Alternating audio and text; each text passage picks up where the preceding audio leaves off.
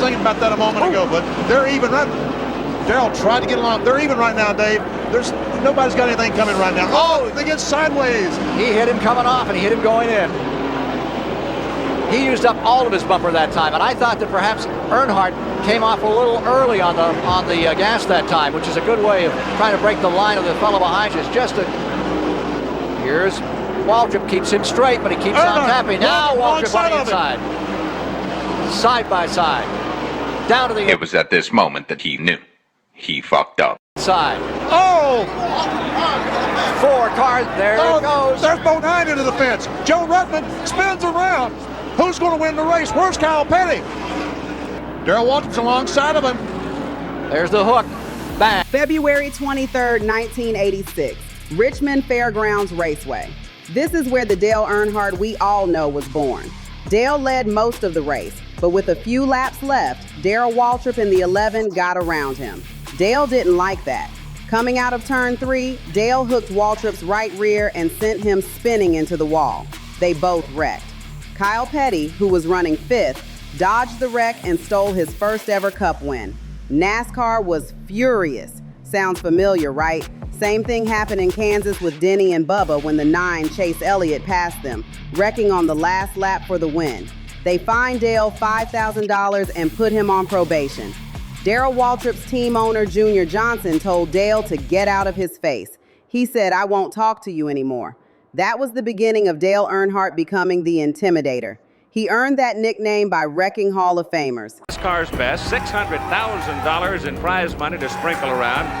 Guys, it's going to be up front racing. And Earnhardt loses it, goes on the grass, comes back, and Elliott goes inside. And Earnhardt still got the lead. Incredible. Decent driving by Earnhardt. Man, did it put Dad on the map. It solidified the Intimidator image. That's back in lap number 72. There you see Bodine in the 5. He gets trapped on a slow car. And as he gets trapped on the slow, Earnhardt just drives around in the dirt. I just held on to her. I did the best I could, man. I'm friends with Bill, great friends with Chase, and that's something that we don't sit down and talk about. May 17th, 1987. The Winston All-Star Race. $200,000 on the line. Bill Elliott had the fastest car, dominated all day.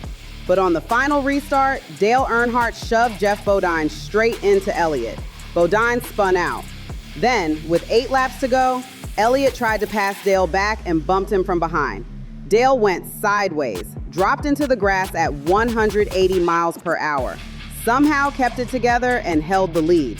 That's the famous pass in the grass. Elliott was so pissed after the race, he door slammed Dale on the cool-down lap. NASCAR's president, Bill France Jr., called all 3 drivers to a meeting. They all got fined. But Dale walked out with $200,000. That's the Intimidator. Has dropped back considerably, he and Ernie Irvan and Jimmy Spencer. It's basically Earnhardt and Wallace now. But what Mark Martin might be trying to do is get a run on these front 2 cars. I don't know, Ben. I believe he dropped back a little bit too far to do that. He might be able to do it, but he has lap cars. And see, Rick Wilson is helping those front 2 cars. Yep.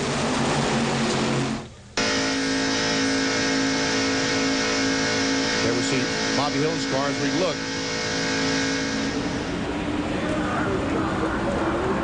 Off of turn number 4 into the tri-oval once again.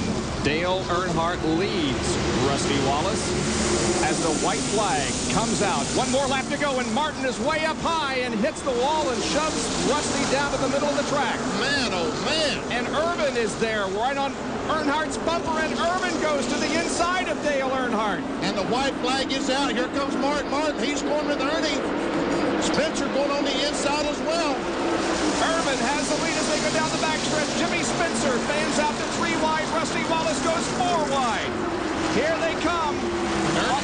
Earnhardt is off pace. He might be running low in gas. Dale Jarrett trying to get through. He's moved into a battle for 3rd position. Earnhardt apparently is running out of gas in the turns. He shuffled way back. Here they come off the 4th corner. Ernie Irvan leads them down now. Is he going to win the Winston 500? Jimmy Spencer is 2nd. They come through the tri-oval. Checkered is waving. Ernie Irvan wins, and Rusty spins and gets airborne and flips wide Quickly right at the May start finish 2nd, 1993, Talladega Superspeedway.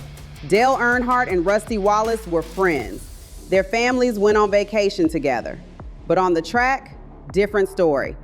Final lap of the Die Hard 500. Ernie Irvin's got the win locked up. Dale and Rusty are battling for third. Dale comes up behind Rusty and gives him a tap. Not a racing move, just a bump. Rusty goes airborne.